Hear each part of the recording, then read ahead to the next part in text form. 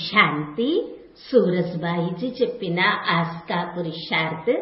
మన దృష్టికోణము ఇతరుల వ్యవహారము కోసము బాధ్యత వహిస్తుంది. ఈరోజు మనుషులు తమ దృష్టికోణమును ఎంత చెడగొట్టుకున్నారో ఇంతకు ముందు అలా ఉండకపోయేది.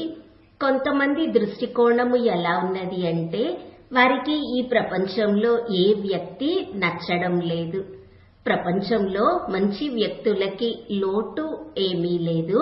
కానీ వారికి ఎక్కడైనా మోసము జరిగితే, పదే పదే వారిని అవమానపరచి ఉంటే, వారి అమాయకత్వము, సరళత, నిజాయితీని ఇతరులు దుర్వినియోగపరిస్తే అప్పుడు ఆ వ్యక్తులకి ఎలా అనిపిస్తుంది అంటే ఈ ప్రపంచంలో అందరూ చాలా చెడ్డవారే అని. మన బ్రాహ్మణ పరివారము ఎంతో శ్రేష్ఠ పరివారము.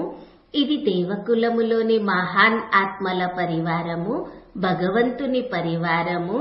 దీనిలో అందరూ పవిత్రతను స్వీకరించారు. ఈ పరివారము ఎటువంటిది అంటే అందరూ భగవంతుని కార్యంలో నిమగ్నమై ఉన్నారు. అందరూ తమ జీవితమును పరివర్తన చేసుకునే సంకల్పము చేశారు, పరివర్తన కూడా చేసుకుంటున్నారు. ఈ పరివారము వంటి పరివారము ఇంకెక్కడా ఉండదు. ఒక్కొక్కరివి సంస్కారములు ఎవరివి వారివి, ఎవరి పురుషార్థము వారిదే, ఎవరి భాగ్యము వారిదే. రాజధాని కూడా స్థాపన జరుగుతున్నది. దీనిలో వెరైటీ తప్పకుండా ఉంటుంది. రాజు, రాణి చాలా తక్కువ మందే ఉంటారు, 108 మంది మాత్రమే. షావుకారు ప్రజలు కొన్ని లక్షల మంది ఉంటారు. ఆ తరువాత మిగిలిన వారు సాధారణ ప్రజలే. మరి ఈ పరివారములో కూడా వెరైటీ ఉండడము తప్పదు, స్వాభావికము. అందరి పురుషార్థము ఒకే రకంగా ఉండదు. కావున మనము గుర్తుపెట్టుకోవాలి, మనము రాజ్య స్థాపన చేస్తూ ఉన్నాము. దీనిలో వెరైటీ ఉండడము స్వాభావికము అని. రెండవ విషయము గుర్తుపెట్టుకోవాలి, మనము ఆత్మలము. అందరము జన్మ జన్మాంతరాలుగా తోడు ఉండేవారమే.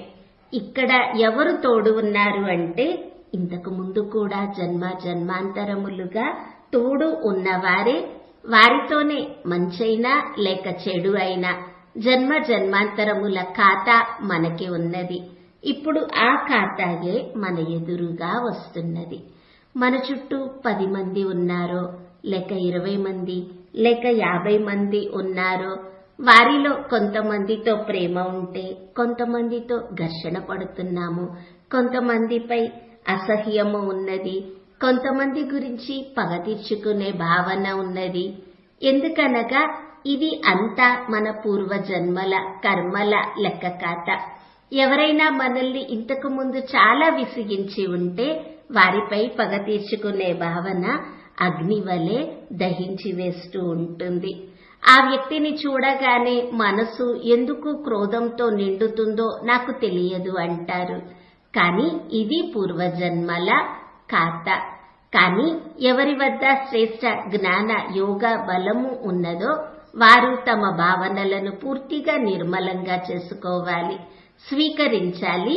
ఇక్కడ అంతా వెరైటీ ఇలాగే ఉంటుంది అని.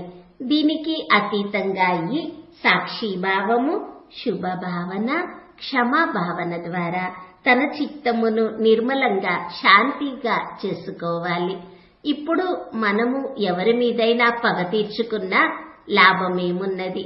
మన దుర్భావనలు మనకి కష్టము కలిగిస్తాయి, ఇతరులకి కూడా కష్టము కలిగిస్తాయి. ఇంకా మనము ఈశ్వరీయ కార్యంలో సహయోగిగా అవ్వకుండా విఘ్నములు వేసేవారిగా అయిపోతాము. కావున అందరము సాక్షి భావము ధారణ చేద్దాము. కర్మల ఖాతా తీరిపోతున్నది అని గుర్తు పెట్టుకుందాము. ఆ ఆత్మలు ఖాతా తీర్చుకోవడానికే, రుణం తీర్చుకోవడానికే వచ్చారు అనేది గుర్తు పెట్టుకుందాము. అందరి యందు దృష్టికోణము ఎలా ఉండాలి అంటే వీరు దేవకులములోని మహాన్ ఆత్మలు, భగవంతుని పిల్లలు. వారు కూడా మహనీయ త్యాగం చేశారు, వారు కూడా శ్రేష్ఠ మార్గములో అడుగుపెట్టారు అని. ఎవరికైనా జ్ఞానం చెప్తూ ఉంటే వారి మీద ఎంత భావన ఉంటుందో, వారు కూడా బాబా పిల్లలుగా అవ్వాలి, వారు కూడా సన్మార్గంలోకి రావాలి అని.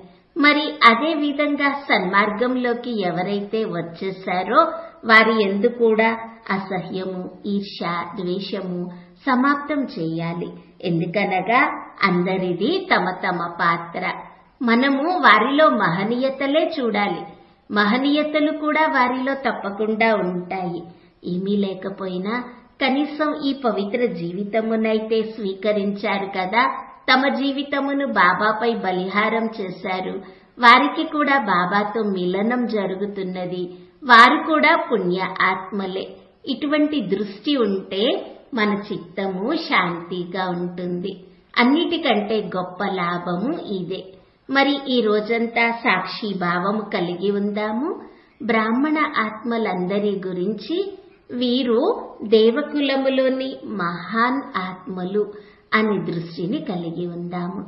మిగిలిన వారి కోసము వీరు భగవంతుని పిల్లలు, వీరు కూడా శ్రేష్టమైన వారే అని గుర్తుపెట్టుకుందాము. అభ్యాసం చేద్దాము. బాబా నుండి రంగురంగుల కిరణముల ఫౌంటైన్ నాపై నిరంతరము కురుస్తున్నది అని. ఓం శాంతి.